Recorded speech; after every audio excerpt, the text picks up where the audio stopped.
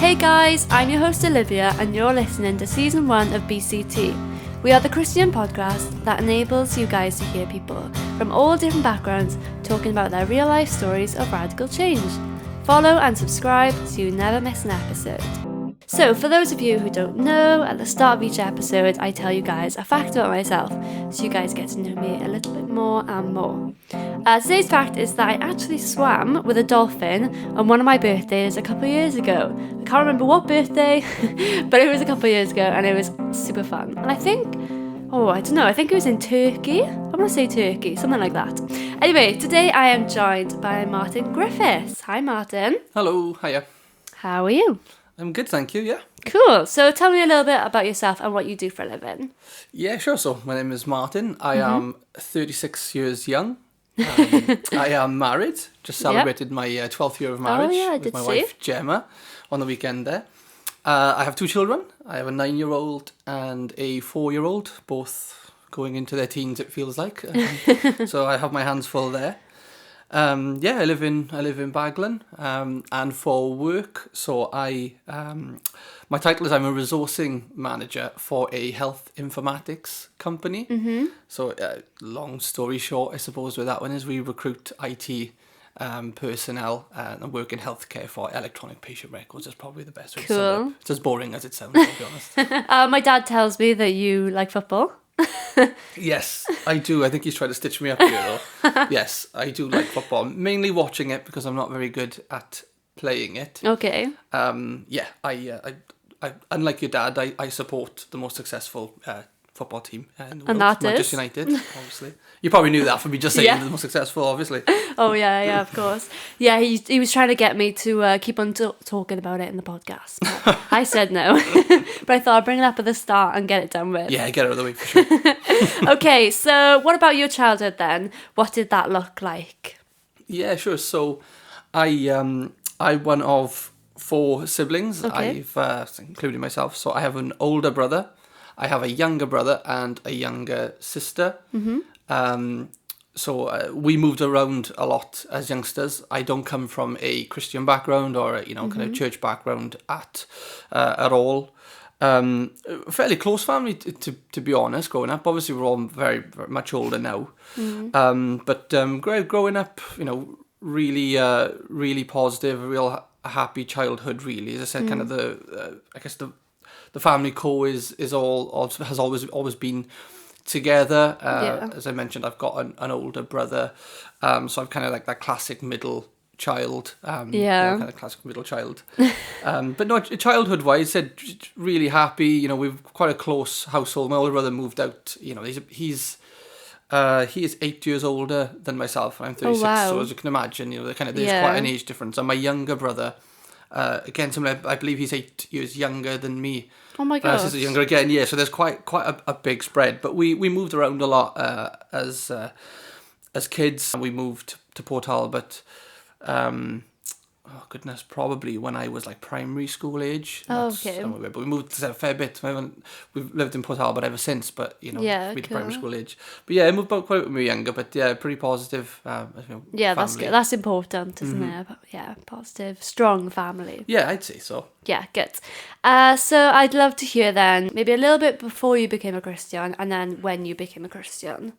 Sure. So when I was in school, so like I'll take it back a bit. So it's quite a bit to unpack. So I guess when I was like primary school age, the the friends that I hung around with, we would go to like the youth clubs and things like that were in a church like Bethlehem. Okay. I don't know, like Bethlehem, for example.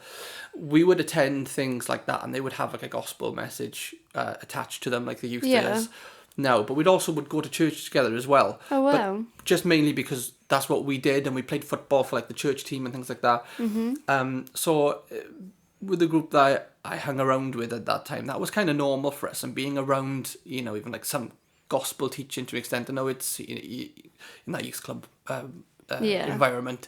We would go there for the games, in all honesty, and we'd go to church to be in the football team. Yeah. And that, so having like that head knowledge of any kind of kind of church, the gospel, that was kind of there anyway from that kind of primary school age. But that was it. There was no feeling to that, no connection with it whatsoever. So that from a primary school age, when I went up into comprehensive school, obviously it was totally not cool at all to go to church or be affiliated with anything like that. And I stopped, kind of wasn't as close with those friends I hung around, because I was a year older than them. And I think with that comp, it kind of was a bit cooler to hang around with your own age, and we just kind of weren't as close anymore. And anything to do with kind of church or anything like that completely stopped. But again, we went off our own backs. My family had nothing to do with any churching at all. But yeah, so from comp and then moving on, and when I left comprehensive school, I went to college I did about a year and a bit. I did business there, but I started working simultaneously at cinema down the beachfront. It was part of cinemas at the time. Started working there, and I quickly really enjoyed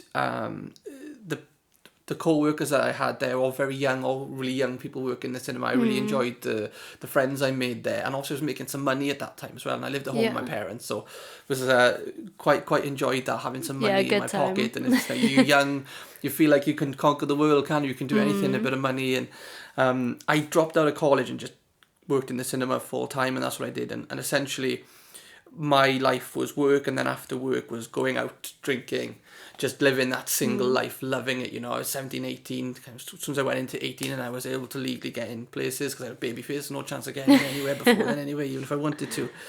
I was just out all the time, in that group. I made really good friends at the time as well, and it was literally, as I said, living for the weekend, get out for the weekend, but in the week as well, 4 or 5 nights a week, you were getting home at silly o'clock in the morning, just enough time to kind of freshen up and go back into work.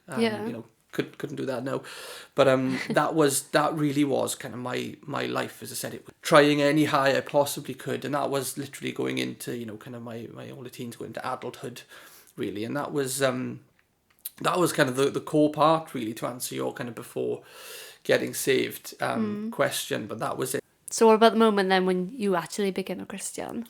So then moving into that phase of things. So I've mentioned I was working in the cinema. Yeah.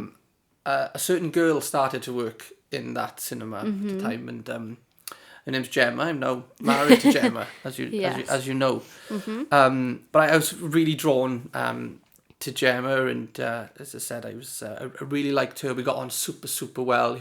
We had lots of things in common. And we obviously became really good friends, and then that just kind of started to evolve into a kind of a relationship, into dating eventually. But I always knew that Gemma attended church. She was never shy about her Christianity, her beliefs, not at all. So she was quite open about it, and I always knew that. Also had absolutely no interest in it whatsoever, that part of it, but I just always knew it because, as I said, she was quite open about it. But we just got on so well, and it's strange because the phase of life I was in at that point was just like going out, living for the weekend, and all I wanted to do was go out and drink and meet people. And obviously that was completely opposite to what Gemma was what she was looking for, or what her lifestyle was. It's completely different. So whenever I think back on it now, I think really she would be kind of the opposite of the person I'd be looking for, because it doesn't marry up at all. She's not going to want to come out and things like that. And but I was just really drawn to her. We got on so well. So anyway, we did start dating and started to go on dates and getting to know each other more in that way. Obviously, it was quite clear we were attracted to one another. And as I mentioned, so we didn't live very far from each other either. So her family was very accommodating, so just kind of remember sometimes kind of going over to the house, and remember kind of one particular memory, and I was going over, and obviously Jen was going to get ready, so I was just kind of poching around the house there, and her dad, the famous Robert Stone, and everybody who knows Robert Stone probably just instantly you start to kind of smirk, because you kind of probably know what I'm going to say. Takes me in his studio and loves his recording, his sound, Rob, and he's just Rob, he wears his heart on his sleeve, and his faith exactly the same. And he's always talking to me, about his faith, and everything goes back to Christian songs or something along those lines. So just kind of through our dating, my period, Gemma and I said her family's incredibly welcoming, and anytime I would go there, very open about their faith as well. And it never scared me off or anything like that, because again, I wasn't that wasn't how my life was at that time, or what I was looking for, or at least I felt like. But Gemma was never forceful with it, and she never kind of pushed it on me. And looking back now, I can see from her point of view, she probably really wanted me to be interested in it and would want me to be saved. But at the same time, right, you got to think, she probably doesn't want to push me away either. Yeah. So I think back at how challenging that must have really been for her. So she was never particularly forceful with it, but the offer was always there to go to church, come to church with me, come to church, and come to church if you want to. And I always shut it down. It's always like a no. But a side point to that before I kind of go on to it was, again, looking back on it, she said Jem was never particularly forceful with it and wanted to kind of was really demanding of it or anything like that. But as I said, she's never shy about her faith, and never was always quite open about it. And thinking back, how challenging it must have been for her, because I didn't want any of that at the time, and that was completely not how I wanted to live. And I would have been putting pressure on her for in a lot of different ways, but she never gave in to that. I can always remember, because there was a lot of times I would have Sundays off work. I'd want to do things, but she would never compromise anything. She would always, it would be church, and then after church, they'd have you'd have your youth meeting, and they'd meet up, have fellowship and study, and there's a lot of pressure for her to stop doing that and do things with me, but she never did, and I have so much admiration for her, because I just think back, that kind of classic term of it's easier to pull someone down than it is to lift somebody up, and she never even. I just admire her so much for that, because I can only imagine the pressures for me to don't do that. Let's come and do this. And when I think about it, I just have an incredible admiration for her and for that. But to get back on track of what I was saying about, the offer was always there to go on a Sunday, and I was always reject to do it. And I just remember, I think it might have been her family who had actually extended this right to attend a Good Friday service. Okay. Normally everything in me is like no. But something had been tapping away at me for a while of all this happening, of like, go on, just try, just go.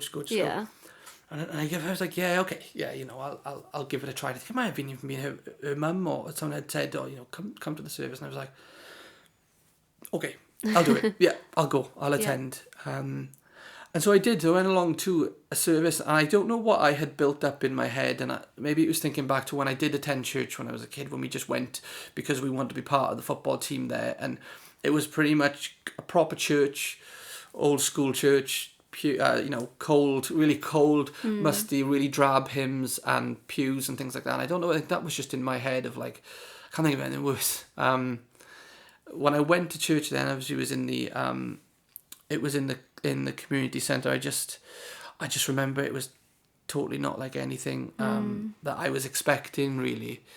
There's a proper band. It was quite contemporary, the songs that were being sung, and I just remember looking round the room at everyone and just seeing people with their eyes closed, people with their hands up in the air giving thanks.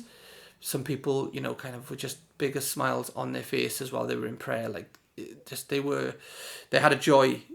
They had something, and some people even were in tears. I guess it was a Good Friday service, right? It's quite an emotional time as well in the Christian calendar, very significant time. But people just with tears in their eyes and I was like these people have something. There's something here. There's something that these guys have that I kind of want to know what it is.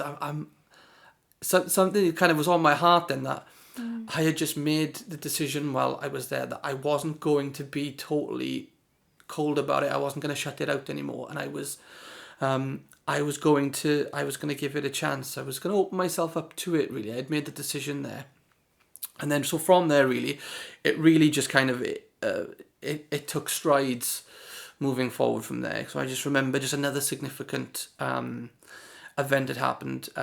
Gemma's dad, Rob, had invited me along to an event with some of the young guys as well that were attending, guys my age, around my age. Because that was another thing that got me, like, I was in this church of guys my age, young guys and girls. My age, it wasn't just older folk, like maybe I thought like the church was just kind of for the older people. Younger guys just like me who got this, Some of the young guys were going to this event. It was a speaking event. It was chap Henry Alonga, so an ex-cricketer who so obviously quite famous, I suppose. I don't follow cricket, but quite famous ex-cricketer, and he was giving like his testimony and talking about his faith. And I just remember going to this event. I can't remember where it was. I was racking my brains. I can't remember where it was, but I remember just going to this and just him giving his testimony and his struggles and what he'd been through. And I just remember it just again, because all these things, and it's been on my heart since attending the church for the first time. Just remember this uprising of emotion within me, and my eyes just all welling up, and I just knew something wasn't right, and I just felt like I was there was something more. Yeah, something you were missing. For me, there was missing something here. That there was more. Even through like my entire life, I always had a problem. As not a believer, I always had a problem with, why are we here? Life.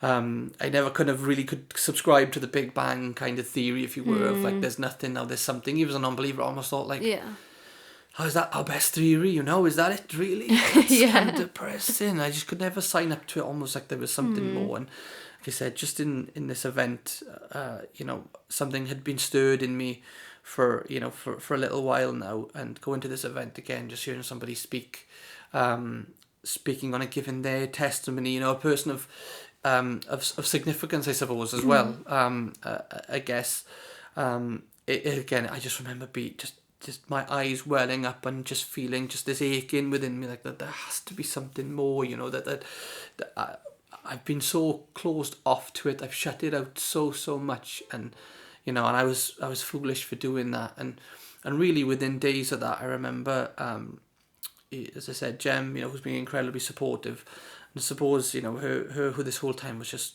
really desperately hoping and praying for me, because you don't realise the power of prayer. The people behind the scenes, when they're praying for you. I just remember one evening her and I was having a heart to heart, and I just saying, I just need to give my life to God. I'm going to pray that prayer. I just need, I need Jesus in my life. I need it so bad. And that was it, really. As I said, that was my moment of like that. I've got to, I'm going to change the way that I live my life. I know He's real now. I felt it. Something. This is I can't explain. That feeling. And that was it, really. So I just remember us. Kind of. It's quite an emotional moment when we were together. But I just remember that, and it was, as I said, the moment that I'd accepted Jesus into my life. Really. That's incredible. Wow, she must have been thrilled. Hoping and praying. Yeah, 100%. And it's just mad when you look back at certain things, and obviously God has this incredible plan, and we have this tunnel vision. We only see so much. We think we know it all, but we have this tunnel vision. But God has, say, a bird's eye view. It's an even greater view than that. But He sees so much we don't. And just, I even mentioned Gemma's dad there. When I was saying I'd go to these youth clubs as a kid, Gemma's dad was one of the leaders in the youth club there, and it wasn't until I realised I actually met him, he was like, I remember you. Oh my gosh. Do you know what I mean? It's like, that's really weird. You're Rob, and it's like, is that your dad? Oh. Didn't realise that. But it's just incredible. You just don't realise kind of what God is doing, and I'd imagine, I guess it was an incredible answer to prayer for Jem. And I always think back, she was going through a lot, I think, personally, at the time when her and I were getting to know each other more and getting closer. And I think she'd probably say that, kind of, I was a big help to her, or God, obviously maybe put me in her life for that reason, but I think she probably doesn't realise how important she was to me too, really, if I'm honest. Oh, she's going to be thrilled watching this as well, listening to this. Yeah. She'll be like, thank you. Brownie points, definitely. I'll make sure she listens. So how has welcoming Jesus into your life changed everything for the better? Yeah, well, it certainly changed everything. Yeah, considerably. Obviously, it's a relationship, and I have to say I've been incredibly blessed. And I look back on my life now. It certainly hasn't all been plain sailing. God never promises that when you welcome him into your life. But yeah, it's changed everything. Everything I do, every decision I make, really. I'm mindful. I guess everything I do, I'm incredibly more mindful of it, and I try to live my life by those values, and I do certainly stuff up, and I have to come before God and ask for forgiveness. Yeah. But it has changed my life completely. When I look back on now, that fresh-faced 18-year-old me who thought he had life figured out and thought he knew it all. I look back now and just think, man, I've been incredibly blessed with the job that I have, with an incredible wife, amazing kids who certainly keep me on my toes. But no, God has had his hand on that, and as I said, it has changed how I think about everything, and I want for nothing more than my children to know Christ. That's kind of, in terms of aspirations you want for your kids. You want them to be successful, you want them to be happy. Yeah. I do want those things from, but I want them to, first and foremost, to know Christ, have a relationship with him. It's so important. But yeah, it has for the best, and as I said, it's not plain sailing, but I'm acutely aware that I have a God that loves me, who wants the best for me and has plans only to prosper me and for my benefit, really. And it's an incredible comfort to me. It's an incredible comfort to me, and I stress the word try to live my life that way. But certainly, as I said, not perfect, nowhere near perfect, and have lost relationships along the way as well as a result of my of my faith, but absolutely no regrets. As I said, it's an incredible life to follow Christ. Definitely. So you have touched on it a little bit, but I want to know more detail about what your view of God and, I guess, of Christians was before you became a Christian. So like maybe the stereotype or type of thing that you thought about God and Christians. Yeah, well, I think my view of it was your classic stereotypes, as I referenced in there, because we did attend church when I was younger. The church that we were going to, like I said, as a group, me and my friends, which sounds kind of odd when I think back now, because we literally went as a group of friends, because we would go to the same church as kind of youth groups, and we wanted to play football for that. As a result, you make sure you kind of kept up appearances by going to the church. Yeah. My family didn't really care about it as long as I was staying out of trouble. They couldn't care less. But my family never went to church or anything like that. But the church we went to, as I said, it was a proper kind of cold church, organ being played, real slow hymns. That certainly as a kid it was the most boring thing, and the congregation was mainly of the elderly age group, let's say. So that's really what my idea of church was. Of Christians were your kind of classic do-gooders. You were either super old, or you were kind of a bit of a goody two shoes. And it certainly wasn't cool to be a Christian. So just kind of growing up in as your teens, it was something that again, I have a lot of admiration for folks like yourself who are so open about their faith at that age, because I think it's the hardest time to be so.